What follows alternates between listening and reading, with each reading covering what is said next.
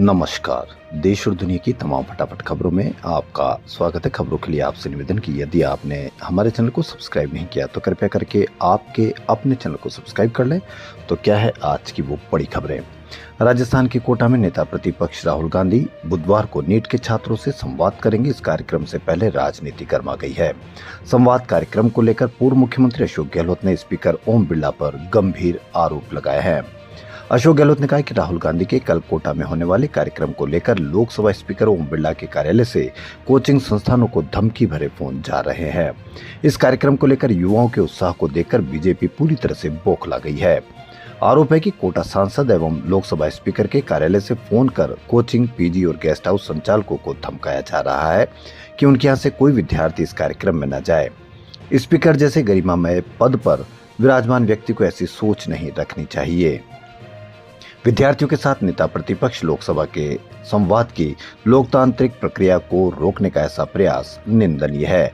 अशोक गहलोत ने यह बड़े आरोप लगाए हैं। गहलोत ने दावा किया कि छात्रों और कांग्रेस कार्यकर्ताओं में इस कार्यक्रम को लेकर बड़ा उत्साह है, जिसमें लोकसभा में विपक्ष के नेता राहुल गांधी छात्रों से कथित नीट पेपर लीक से जुड़े मुद्दों पर बातचीत करेंगे। उन्होंने आरोप लगाया कि कार्यक्रम को मिले समर्थन से बीजेपी घबरा गई है। राम मंदिर के चंदे चोरी का मामला गरमाया हुआ है। विपक्षी पार्टियां लगातार राम जन्मभूमि तीर्थ क्षेत्र के महासचिव चंपत राय पर तरह तरह के आरोप लगा रही है। अब आम आदमी पार्टी के राज्यसभा सांसद संजय सिंह ने चंपत राय पर बड़ा आरोप लगाया। संजय सिंह ने कहा कि राम मंदिर के नाम पर देश के कोने कोने से मिले चंदे के पैसे से अयोध्या में कम पैसे की जमीन बहुत अधिक रेट में खरीदी गई। उन्होंने आरोप लगाया कि इस जमीन की खरीद फरोख्त में जमकर भ्रष्टाचार हुआ है। संजय सिंह ने आरोप लगाया कि 2 अप्रैल 2024 को चंपत राय ने अयोध्या में 645 वर्ग मीटर की एक नजूल की जमीन खरीदी थी। इस जमीन की कीमत करीब 2 करोड़ 92 लाख रुपए थी, लेकिन इस जमीन को चंपत राय ने 24 करोड़ रुपए में खरीदा। यानी 3 करोड़ की जमीन को 24 करोड़ रुपए में खरीदा गया। साथ ही इसे खरीदने में देश भर के लोगों द्वारा मंदिर को दान दिए गए पैसों का इस्तेमाल हुआ था। इसी से साफ पता चलता है कि इसकी खरीद फरोख्त अवैध रूप से की गई थी।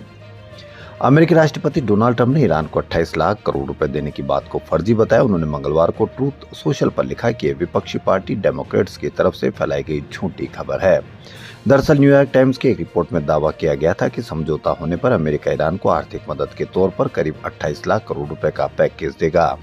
वहीं ट्रंप ने फ्रांस में कतर के अमीर शेख तमीम बिन हमद अल थानी से मुलाकात में भी बताया कि अमेरिका भी ईरान में कोई पैसा नहीं लगा रहा है। उन्होंने कहा कि हम ईरान में कोई पैसा निवेश नहीं कर रहे, लेकिन हमें भविष्य में कभी भी वहां जाकर निवेश करने का अधिकार है।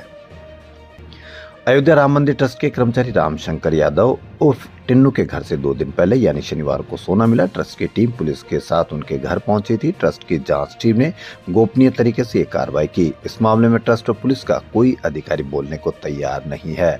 यहाँ तक कि मीडिया भी बोलने को तैयार नहीं है। मीडिया पर तो इसकी खबर ही नहीं है। हालांकि सोना कितना है यह अभी तक कंफर्म नहीं है। सूत्र बताते हैं कि इसकी कीमत करोड़ों में है। टिन्नू को ट्रस्ट के महासचिव चंपत राय का करीबी माना जाता है। ट्रस्ट में वह काफी पावरफुल है। चाहे सिक्योरिटी का मैनेजमेंट हो या चढ़ावे का बैंक में जमा कराना हो, वही सब कुछ मैनेज करते हैं। वहीं अयोध्या के श्री राम मंदिर में चढ़ावे की चोरी कोई नई नहीं है। धर्मसेना के संस्थापक संतोष दुबे का दावा है कि 1989 में गांव-गांव, शहर-शहर और देश विदेश से पूजित होकर अयोध्या आई सोने, चांदी, हीरे, माणिक्य और अष्ट धातु की 1250 शिलाएं अब गायब हो चुकी है। ये शिलाएं 2002 तक कार सेवकपुरम में रही, लेकिन कहीं पर भी 1250 शिलाओं के नाम भी मीडिया पर आपको सुनाई नहीं देगा, क्योंकि आप जानते हैं कि मीडिया पर वही खबर आपको दिखाई जाएगी जिससे आपके खून में उबाल रहे, आपके मन में सवाल रहे। ऐसी कोई खबर मीडिया पर आपको दूर दूर तक आपको देखने को नहीं मिलेगी। इसलिए अभी भी वक्त है कि कहीं पर भी कुछ गड़बड़ हो रहा हो तो आप अवश्य उन खबरों को देखें, वरना मीडिया ने तो बहुत मेहनत कर ली है आपको अपनी सारी समस्याओं से दूर ले जाने की। कॉकरोच जनता पार्टी के फाउंडर अभिजीत दीपके ने आरोप लगाया कि जयपुर में उन पर हुए हमले में राष्ट्रीय स्वयंसेवक संघ यानी आरएसएस के लोगों का हाथ था। अभी दीपके नागपुर में है। यहाँ 4 बजे संविधान चौक पर पार्टी का प्रदर्शन हुआ। उन्होंने कहा कि जब भी कोई सरकार या उसकी विचारधारा के खिलाफ बोलता है तो ऐसा ही होता है, इसमें कुछ नया नहीं है। कल यानी 15 जून को कॉकरोच जनता पार्टी ने जयपुर में प्रदर्शन किया था। इस दौरान भीड़ में शामिल युवकों ने दीपक के को थप्पड़ मारे थे। Congress Janata party NEET paper leak, CBSE परीक्षा में गड़बड़ी और शिक्षा व्यवस्था से जुड़े मुद्दे को लेकर शिक्षा मंत्री धर्मेंद्र प्रधान का इस्तीफा मांग रही है। इसके लिए देश भर में प्रदर्शन कर रही है। क्या नीट में गड़बड़ी की बात उठाना गलत है? सीबीएसई में परीक्षा में गड़बड़ी की बात उठाना गलत है? शिक्षा व्यवस्था से जुड़े मुद्दे को लेकर क्या ये तीनों मुद्दे आपके बच्चों से जुड़े हुए हैं या नहीं है? यदि आपके बच्चों के आपके भविष्य से जुड़े हुए हैं तो इस बातों का विरोध कर कीजिए, नहीं तो मीडिया कहीं पर भी कोई खबर नहीं दिखाएगा। शिवसेना शिंदे गुट एमएलसी कृपाल तुमाने ने दावा किया कि उद्धव ठाकरे की शिवसेना के 7 सांसद उनके संपर्क में है। संपर्क का मतलब क्या होता है, ये खुलकर बताया जाना चाहिए कि किस तरह से खबरें आपको पेश की जा रही है। ऑपरेशन टाइगर के तहत पिछले 1 महीने से चर्चा चल रही है, अब अंतिम चरण में है। मानसून सत्र से पहले ये सांसद शिंदे गुट में शामिल हो सकते हैं। मीडिया रिपोर्ट से इस बीच 14 जून को उद्धव ठाकरे ने अपने सांसदों की बैठक बुलाई। बैठक में उद्धव ठाकरे ने कहा कि अगर कोई पार्टी छोड़ना चाहता है तो उसे रोका नहीं जाएगा, वह खुशी खुशी जाए। उद्धव ने 2022 में हुई शिवसेना की टूट का जिक्र करते हुए कहा कि उस समय भी मुझे बगावत की जानकारी थी, लेकिन मैंने किसी पर दबाव नहीं बनाया। मीडिया पर यह सांसद को तोड़ना जोड़ना गलत है, सही है, इस पर भी आप अवश्य कमेंट करके बताएं। ईरान और अमेरिका के बीच परमाणु डील पर 19 जून को जिनेवा में साइन होने हैं। डील पर साइन होने के बाद ईरान को जब्त पैसे मिलने की बात कही जा रही है, लेकिन 2 अलग अलग मीडिया रिपोर्ट की माने तो ईरान को डील पर साइन होने से पहले ही 9 अरब डॉलर की राशि मिल चुकी है।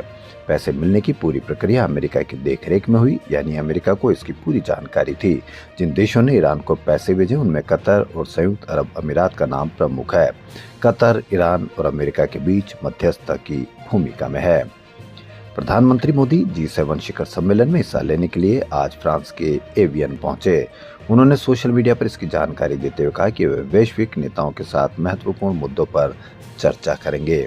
तो देश और दुनिया की तमाम फटाफट खबरों में फिलहाल इतना ही।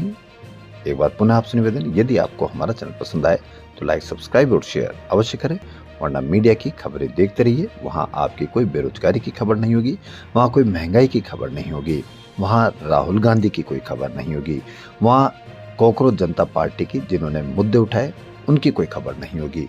तो देखते रहिए आपका अपना चैनल। धन्यवाद।